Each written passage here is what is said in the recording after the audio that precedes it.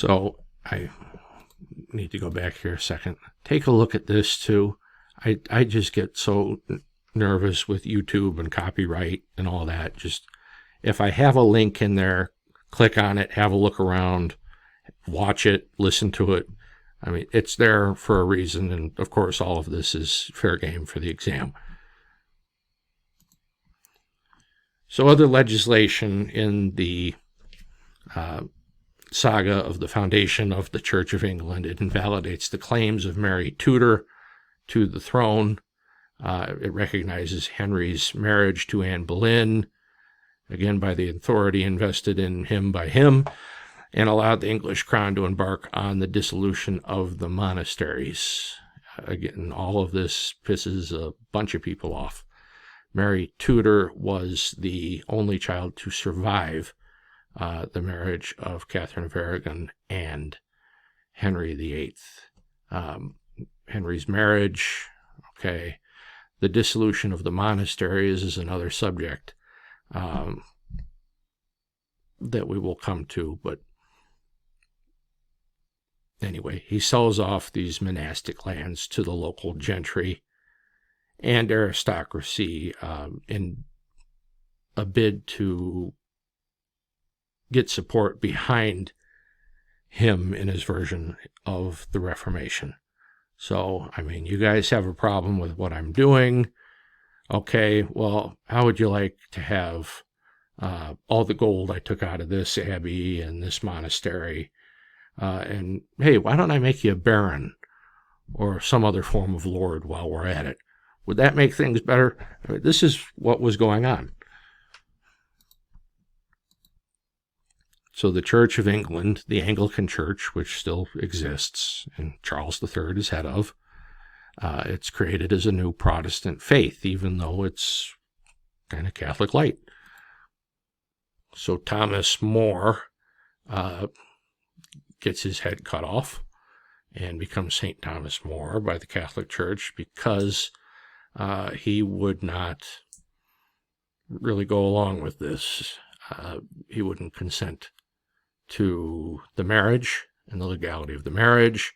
He didn't like that Henry had declared himself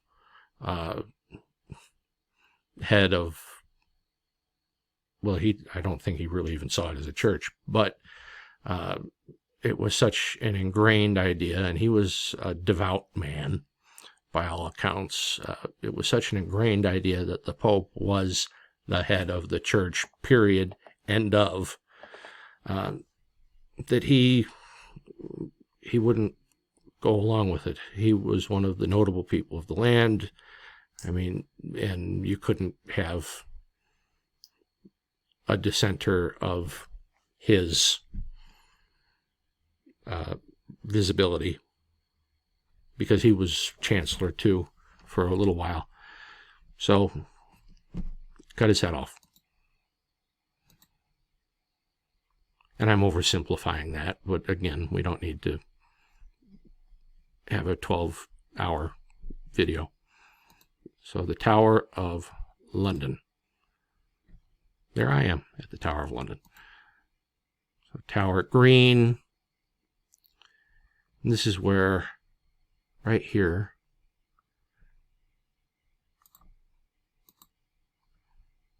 Anne Boleyn got her head cut off. Right there.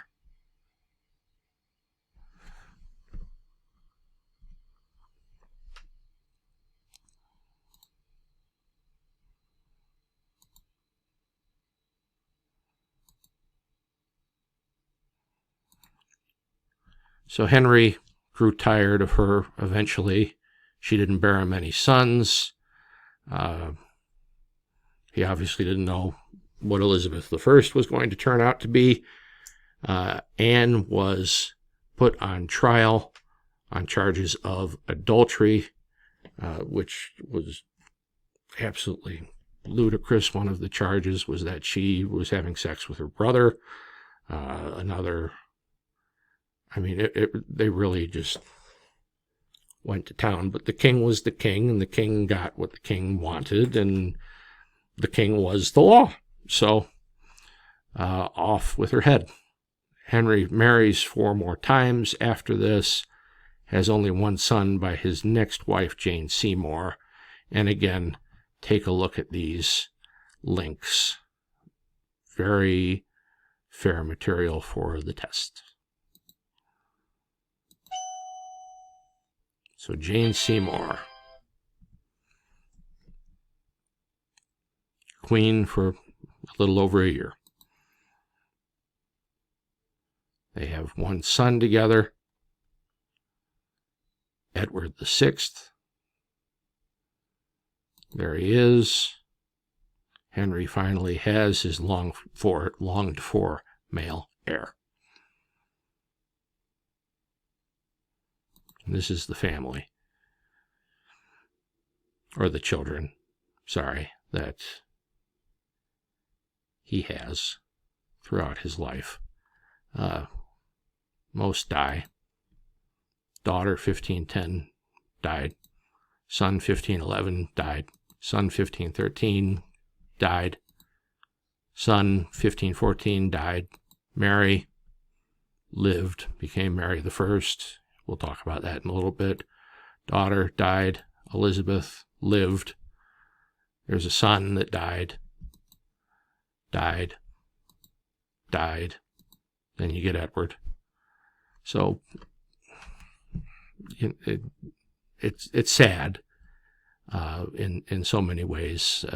Probably speaks to just speculation as a parent anyway, what his mental state was in the end, on top of, all the other things. I'm sure this was a factor to have so many children die.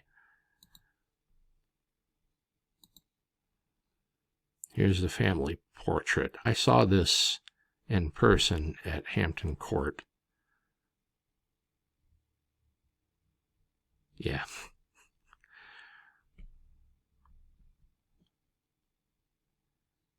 And it's an order of importance here. The king takes center stage, of course. There's the Prince Edward.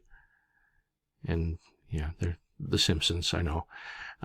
His wife, Jane Seymour, Elizabeth on the side there, Mary on the side. Will Somers, who was Henry VIII's fool, was also included. His mother, Elizabeth, was there as well. She was dead. She had been dead for a while, but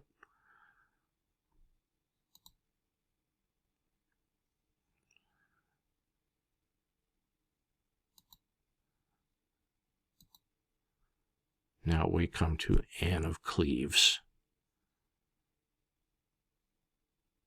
who got the best deal out of the lot, really, because the king said, I want a divorce, and she said, okay. That was what set her up in a lot of ways, because he gave her a place to live, money to live on, servants. He gave her the title of the king's sister, which always strikes me as a little odd. Your ex-wife is now your sister. Okay. Not really, but that was what he called her, the king's good sister. Just an odd thing to call your ex-wife. But now here we are, wife number 4, Anne of Cleves, in many ways the smartest of the bunch, for the reason I just said, for saying yes when he said, I want a divorce. Wife number 5, Catherine Howard. She cheats with a man called Thomas Culpeper, who was in the employ of the king. There's his armor. And you can tell, really, I don't think I took a picture of the before, but he had just put on a copious amount of weight by the end of his life, and the armor kept having to get made bigger and bigger and bigger, and That's the end result.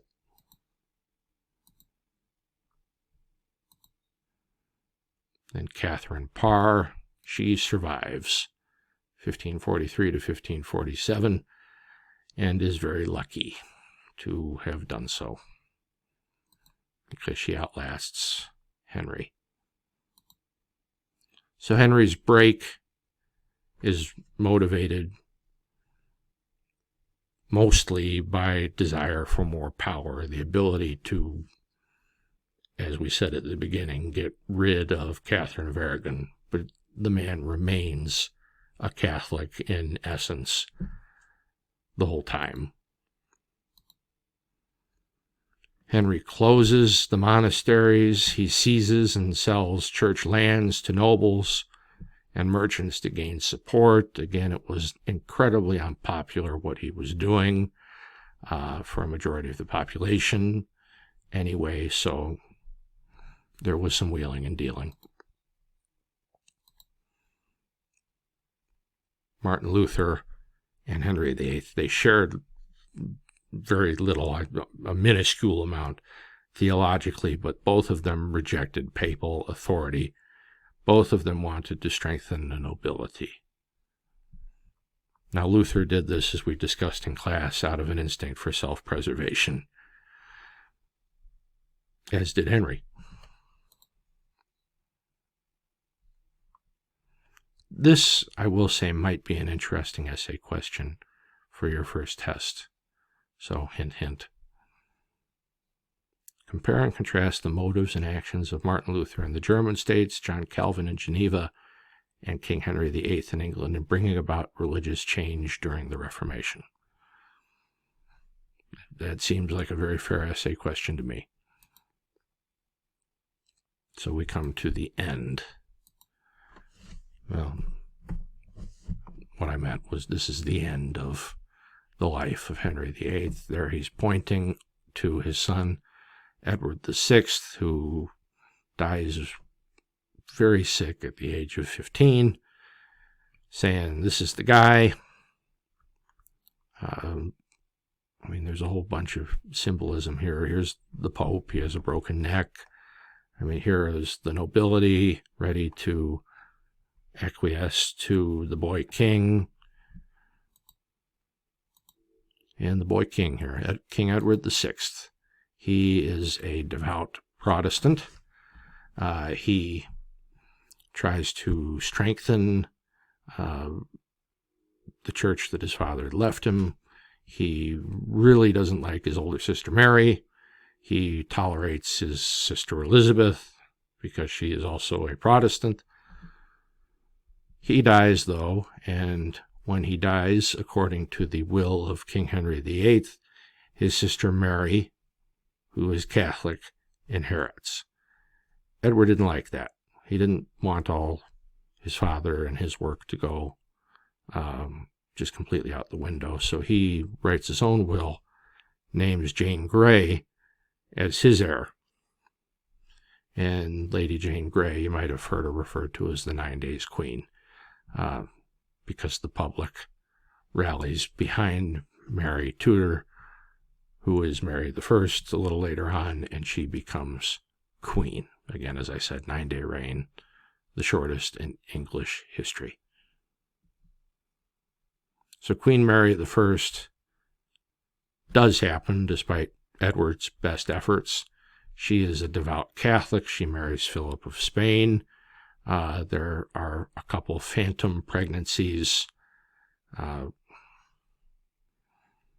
not sure even I fully understand, but the body thinks it's pregnant, maybe from a desire to want to be pregnant so badly, but there are a couple of those phantom, not real pregnancies, and she dies